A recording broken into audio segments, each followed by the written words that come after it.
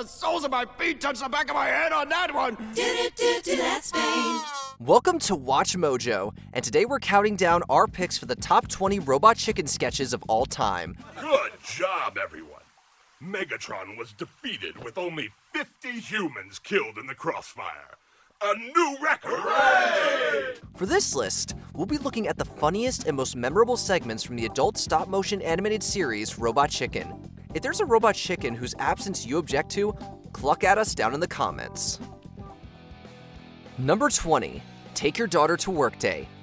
Robot Chicken loves Star Wars, and some of the most memorable sketches involve Gary the Stormtrooper. In this one, Gary is told by his wife to bring his daughter to work since he promised he would. Gary, where is Jessica? Isn't today Take Your Daughter to Work Day? No one actually does that. Gary, you promised. Cue Gary bringing his child to several memorable locales in the original film, including Tatooine and the attack on the Tantive 4. As hilarious as Gary endangering his daughter is, he's a genuinely impressive stormtrooper.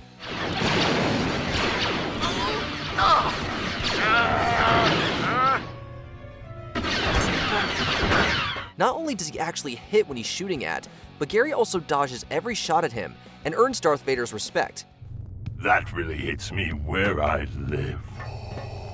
What have you done with those plans? Gary here never sees his daughter because of people like you! He could stand to read some more parenting books, though.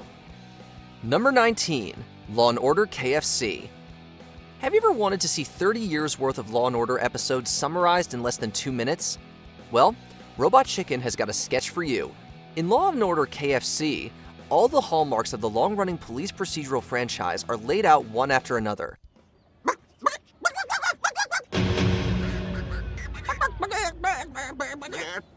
Victim is discovered, detectives find evidence, confront the suspect, get a warrant, interrogate the suspect, go to trial, and the suspect goes free, only to be shot by a third party on the courthouse steps. The dialogue may be unintelligible to everyone who's not poultry, but if you've seen any episode of Law & Order, you know exactly what they're saying. Number 18, Gone But Not Forgotten. Robot Chicken loves taking seemingly ordinary things and putting their own spin on them. Such is the case with this sketch, where a pair of executives argue over their business strategy going forward. They're torn between making coffee and adult entertainment featuring mermaids. Either way, we're gonna need a logo. Ooh, let's shoot the sexy one first! However, when the siren modeling a lewd pose in the background is struck by a light and dies, the two of them decide to do coffee, but they also choose to reuse the photo of the late mermaid for their logo. Fine, we'll do the coffee thing, but we still need a logo, and photo shoots ain't cheap. We'll use this in her memory. We'll crop it. And that's how the Starbucks logo came to be, at least for Robot Chicken. It would make a lot of sense though. Number 17, our newest member, Calvin. G.I. Joe is an old staple of Robot Chicken mockery, but arguably the best example in this sketch. The Joes are introduced to their new recruit, Calvin.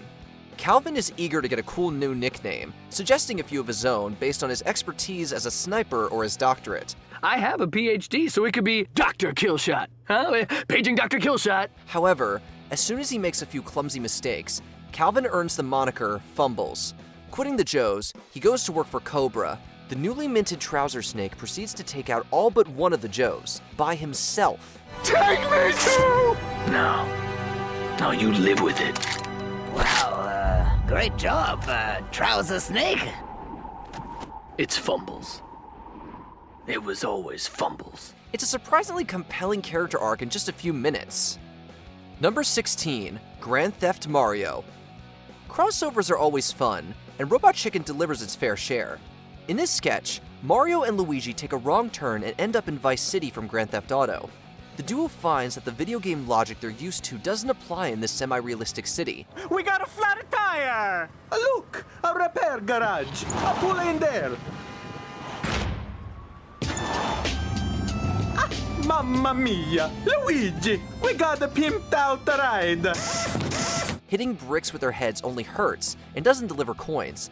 Stomping on turtles only gets them attention from the police. And mushrooms have significantly trippier effects. After being cornered by the police, the Mario brothers go down in a blaze of gunfire. Still, we'd argue that they meet a slightly kinder fate than Yoshi does in nearby Raccoon City. Raccoon City sounds lovely.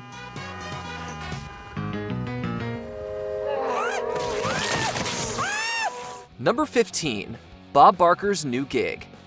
The longtime host of The Price is Right, Bob Barker, may have retired from the job, but this Robot Chicken sketch imagines a hilarious new endeavor for the former game show host. This is Bob Barker, ending my last show, reminding you to help control the pet population. Spay or neuter your pets today. So long, everybody. After spending years ending his shows encouraging viewers to spay or neuter their pets, Barker is reimagined as a blade-wielding vigilante that takes neutering pets into his own hands. I've never felt so alive. All those years of talking about it, and now I'm actually doing something about it. Barker's crusade to control the pet population culminates in a showdown with Snoop Dogg, who's apparently a real dog, and playing himself, by the way.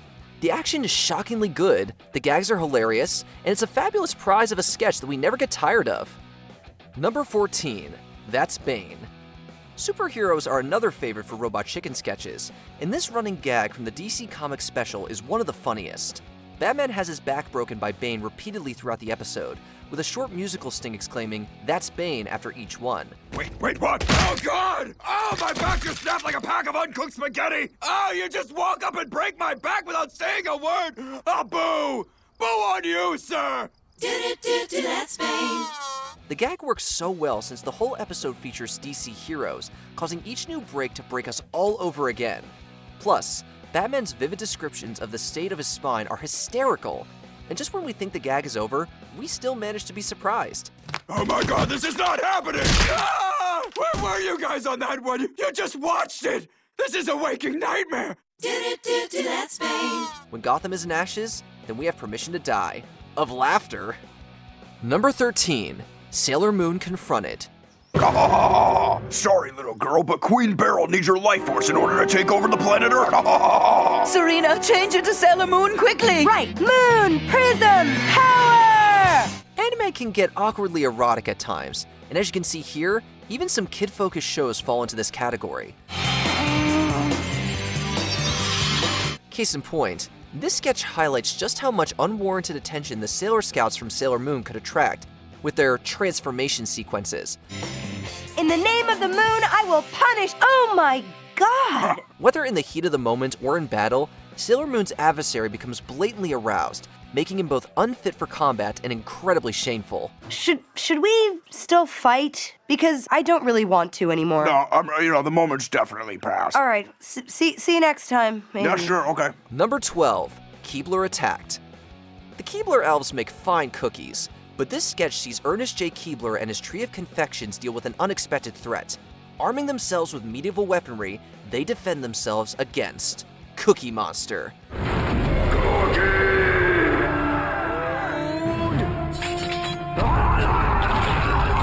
The cookie-hungry Muppet assaults their tree in search of his favorite food. While the elves get a few good hits in, they eventually decide the best way to deal with Cookie Monster is to give him what he wants. And it's sweets that kill this savage beast. Cookie Monster! Can't stop eating cookies! Tragically, his mother takes the elves to court only to meet her own violent end. The sketch sandwiches two cookie-related bits of pop culture, much like Keebler's delicious sandwich cookies, to create a delicious combination. Number 11, Supervillains in Traffic. What if Skeletor, Lex Luthor, Cobra Commander, and Mum Ra had to carpool? This absurd premise sees the villains stuck in traffic like ordinary people. Don't let this car in. What are you? I have to. It's common courtesy. They have to contend with not only unruly motorists, but also kids in nearby cars, the heroes failing to obey the rules of the road, and each other. Skeletor's adherence to road etiquette and his deadly gas attack are definite highlights. That was a good one. What was a good... Oh.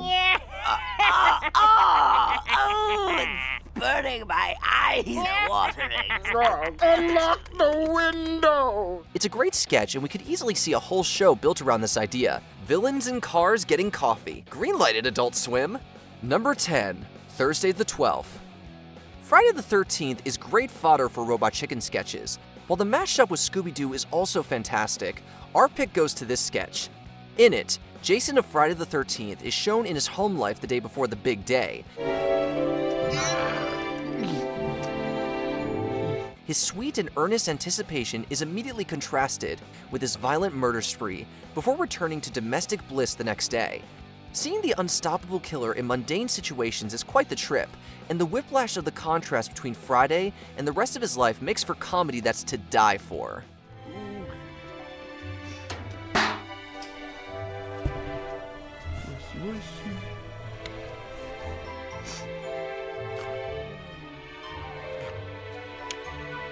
Number 9. Cut down in his Optimus Prime. A memorable part of Robot Chicken's pilot episode, this sketch sees Optimus Prime discover that he has an unfortunate problem, but his frequent urination during missions is the herald of something darker: prostate cancer. It's what I feared. Prostate cancer. And it's advanced. I'm sorry, Prime, but you're going to die. We see Prime get diagnosed, and his loved ones visit him in the hospital before he transforms literally into a coffin. Thankfully, it's all a dramatization, as Optimus explains. Transformers don't even have the necessary organs after all. Now we Transformers don't have organic internal organs and can't get cancer, but you do. And you can. From the weird mashup of Transformers and medical issues, to the hilarious transition into a cancer PSA, this sketch still has us rolling out with laughter. Number 8. Beavis and Butthead join the Teen Titans. When the Teen Titans experience a foe they can't overcome, Robin decides to add 2 more teens to the team, Beavis and Butthead. Well, I've added 2 new team members. Yeah. Naturally, this goes about as well as you'd expect. The 2 idiots are less concerned with saving the world and more interested in singing the Batman theme song and making immature remarks about their teammates. If I was that beast dude, I'd be a monkey, and I'd whip my own crap at people. Yeah. When he's a dog, I bet he licks his own nutsack. That would rule. Their antics may endanger the Titans, particularly when they forget their one job in favor of eating nachos, but we still love seeing them join this team. They'd fit in better with the versions from Teen Titans Go, though. Number 7. Captain Planet. Forget it, Ted. There's nothing you can do. Maybe I can't, but Captain Planet can! Superheroes don't always show up wearing capes and spandex. Some are media tycoons that head your favorite cable news networks. Captain Planet! Aside from being one of the most recognizable names in the business of television, Ted Turner is an active philanthropist, and this sketch takes the idea and expands on it, showing him taking on the role of Captain Planet and delivering some swift justice. Captain Planet! Captain Planet! While covered in blue paint and green hair dye, Turner terrorizes the city streets, Captain Planet! searching for eco-criminals and threatening the non-eco-friendly with violence and death. Sign this pledge not to dump any more sludge and I'll let you go! Okay.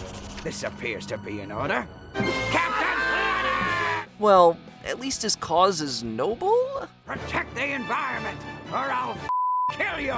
Captain Planet! Number 6. Delicious Gummy Bears. I'm so happy 'cause I'm a gummy bear. Gummy bear!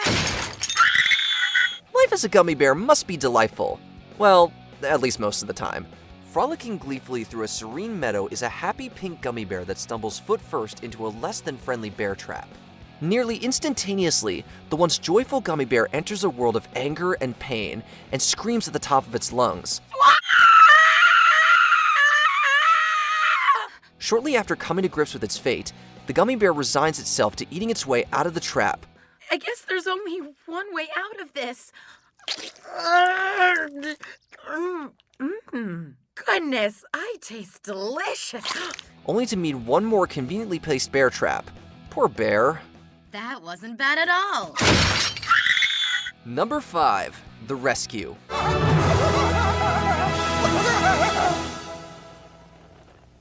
I like your chicken. Have you enjoyed meeting all the characters the show created over its first 5 seasons? Would you like to see them all skewered in a violent and bloody showdown? You do? Well then you're gonna love the 100th episode. This sketch begins with the Robot Chicken returning home to find his wife kidnapped by the mad scientist. In pursuit of the woman he loves, the Robot Chicken enters a tower and fights through a horde of the show's signature characters. Are you on your way to a fancy party? That was my line from our first appearance on the show! Upon reaching the top of the tower, our cyborg friend defeats his arch nemesis and rescues his wife, thus starting a whole new chapter for the show's opening sequence.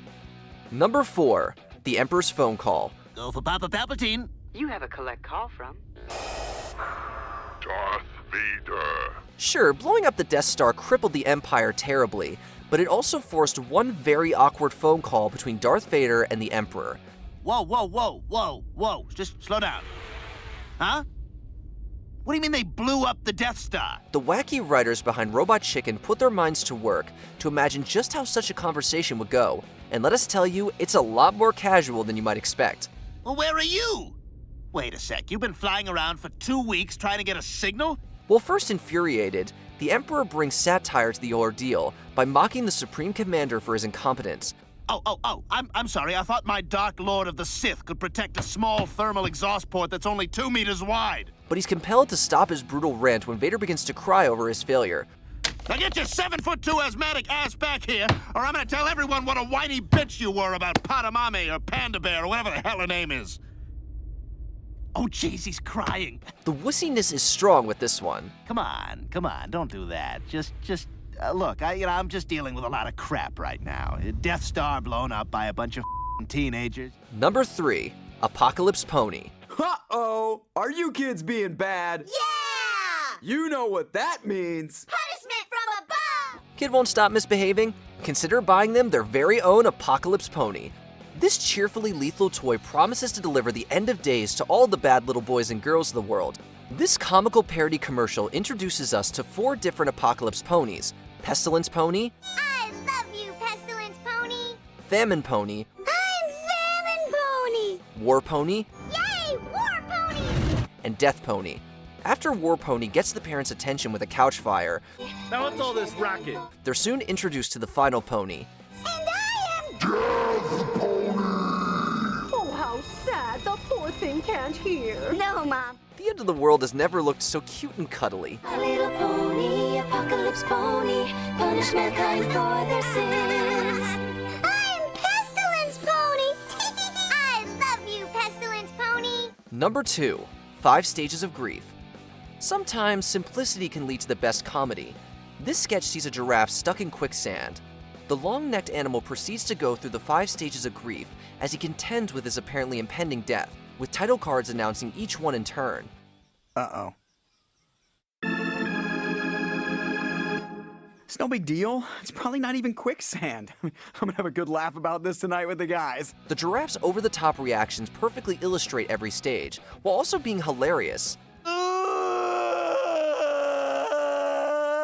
In the end, though, his long neck comes in handy, as he reaches the bottom and still survives.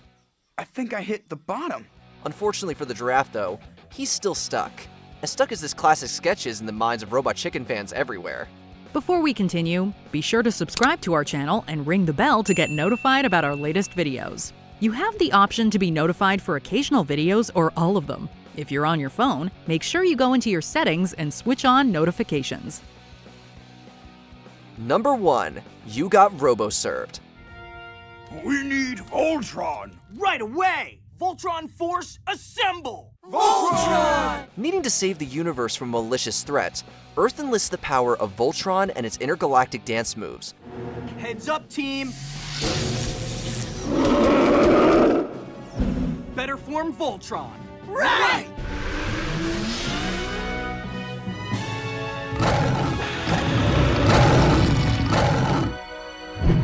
But once their alien opponent breaks out his boombox, the Voltron team knows it's serve or get served. He's holding a weapon.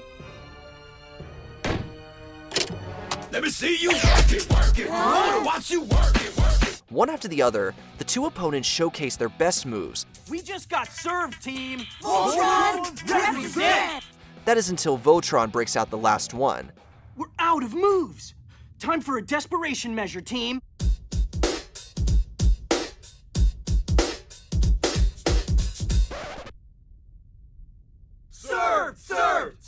Serve! Out of desperation and total embarrassment, Voltron just straight up kills the alien. So while they still felt the sting and shame of their epic serving, fortunately, they're able to laugh it off. And in other news tonight, Voltron got totally served. Did you enjoy this video? Check out these other clips from WatchMojo, and be sure to subscribe and ring the bell to be notified about our latest videos.